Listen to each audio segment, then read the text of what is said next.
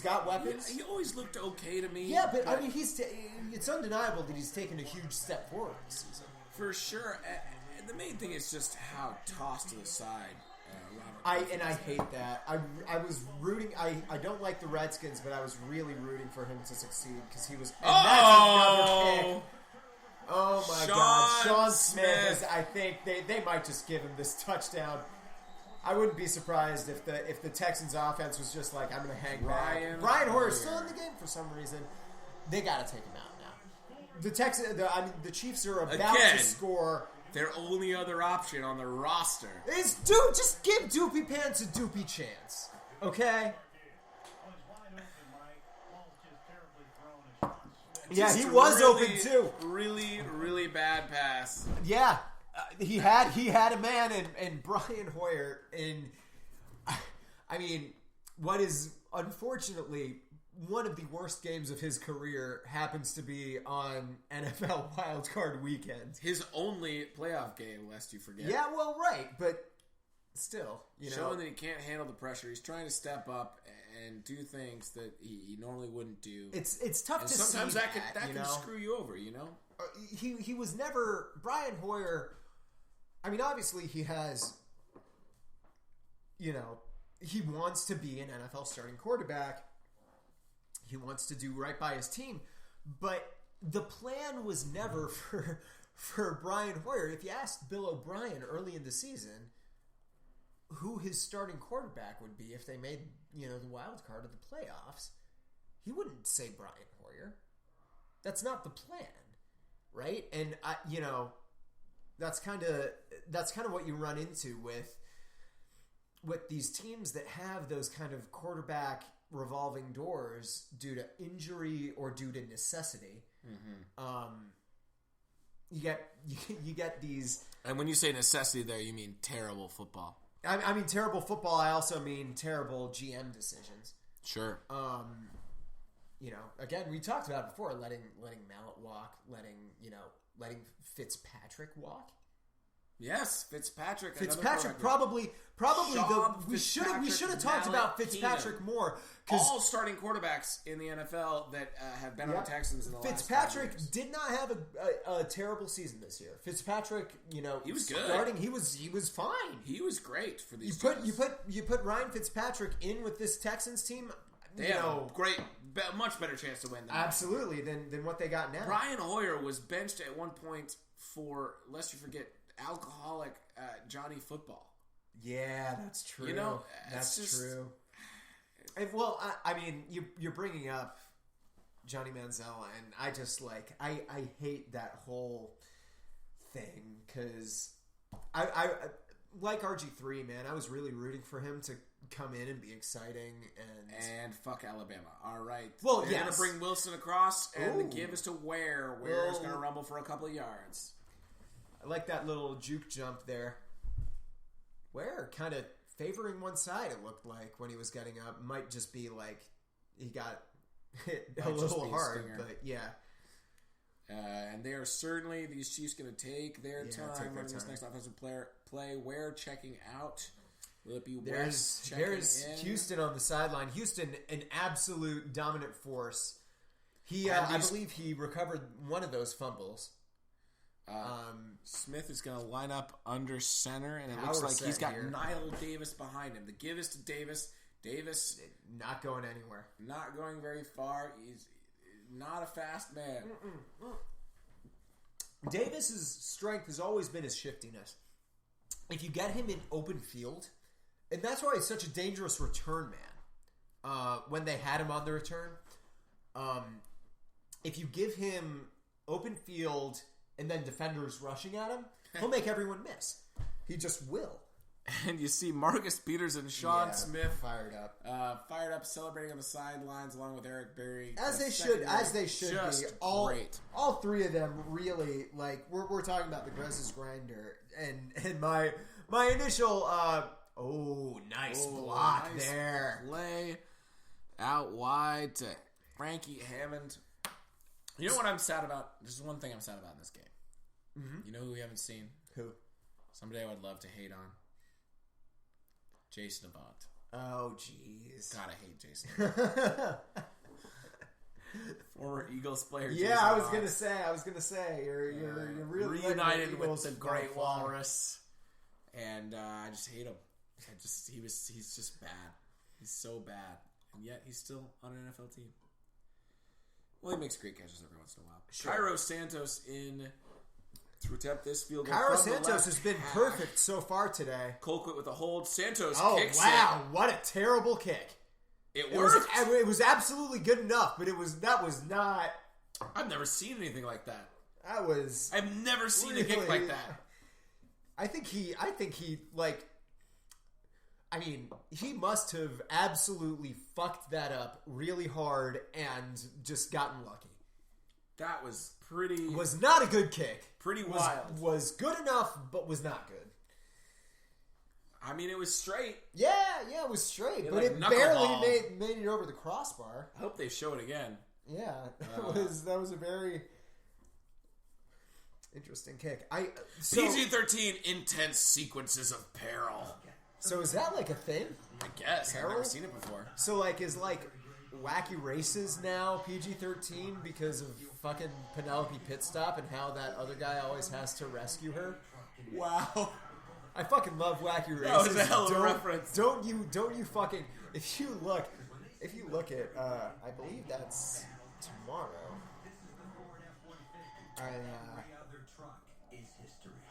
I made reference to the original Lumbersexuals. Wait. Oh. Yeah, so I actually like these commercials.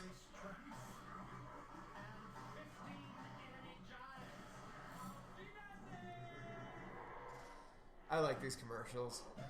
Just I cannot believe that they got fucking Christoph universally Waltz. respected actor Christoph Waltz. I mean, who is the architect of all James Bond's pain.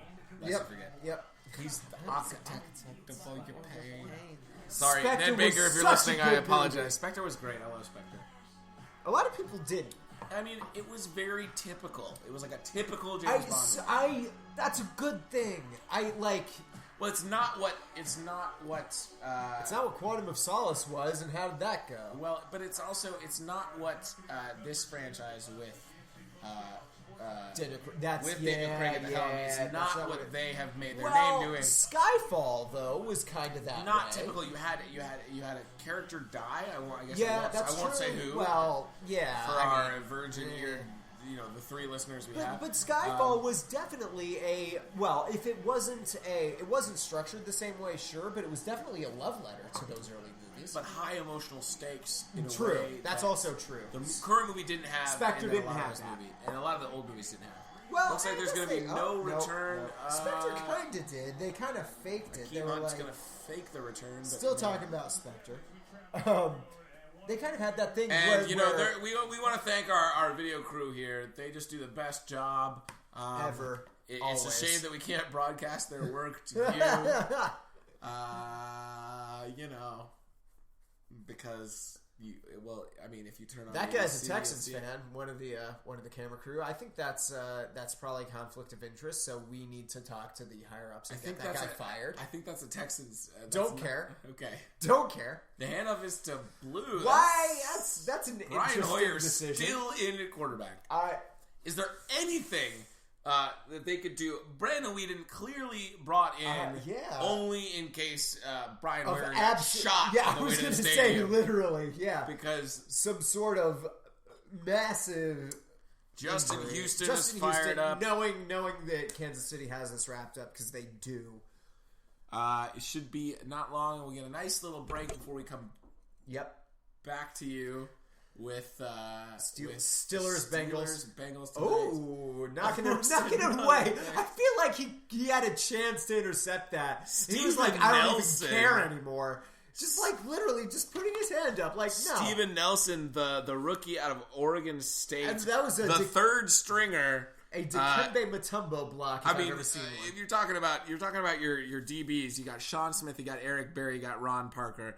You've got Marcus Peters. Then you've got Marcus Cooper, Hussein Abdullah, Abdulah's been present today. Jamel Fleming and Tyvon Branch, and then you've got Steven Nelson. So yeah, they've definitely got the B team. They're just trying to save. You know, I don't want to say it's the whole B team. Well, no. Well, that's DJ Alexander. We just saw part of that coverage. They might be playing the whole B team at this point, up 30-0 with 3 minutes left. Absolutely, you don't want to get anyone injured if you plan on You've already lost Jeremy Maclin. You've already lost your best player earlier this season. We don't know the extent of Macklin's injuries. He could very well be back in for playoff games. And it's another punt. Yeah. Punting really, from his own 13. At this point, it's not a good punt. Oh my god! And there's a chance to he got bottled up. See, that's the other thing. If he got a short punt like that, we have sometimes it's hard to return it. We have some commentary. Spectre Blue. So here's the thing. For that sports fan who's I think he's thinking that it blew up because it had the largest explosion in movie history. You don't have a show. Oh God. Do we have a show? Kinda. Oh boy. Like we kinda have a show. We have more of a show than he does. Oh God. Don't challenge him to that. He writes for That's true. He writes for like important people and stuff. Or important websites. Whatever. Spectre was fucking great. Spectre was 3 Bond movies. I have one request. request. Just don't send me any serial spoilers because I still haven't watched episode 4. All right, this. Don't we? Wait. And wait. Back We've up. got Chase Daniel in at quarterback, and that was Niall Davis. So hold on. Isn't the whole point of Serial that like it's already kind of happened and it's an investigation into because How are there Bo Bergdahl spoilers left? Because not all the information has gone out because she interviews like members of the Taliban and stuff. It's cool. Oh shit! Okay. It's really cool. Yeah, I'm not saying it's not. So far through 3 episodes, it's been more of a treatise on like international relations than the or first like season, like a which was statement than anything else. Also, it's interesting because Chase Daniel's going to hand off to Niall Davis again for very little on 2nd and 5. It's more like so in between episode 2 and episode 3, they decided to court-martial Bo Bergdahl.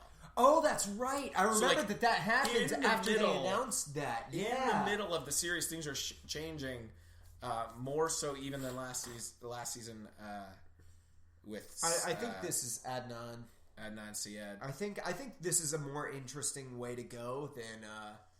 The thing, though, is it really calls upon their journalistic ability a lot more so than the first season. Because there was just so much to uncover there. Yeah. And here there's much less, and I think they're doing a really good job of getting to it so far. Again, I haven't listened I'll to have to check it out.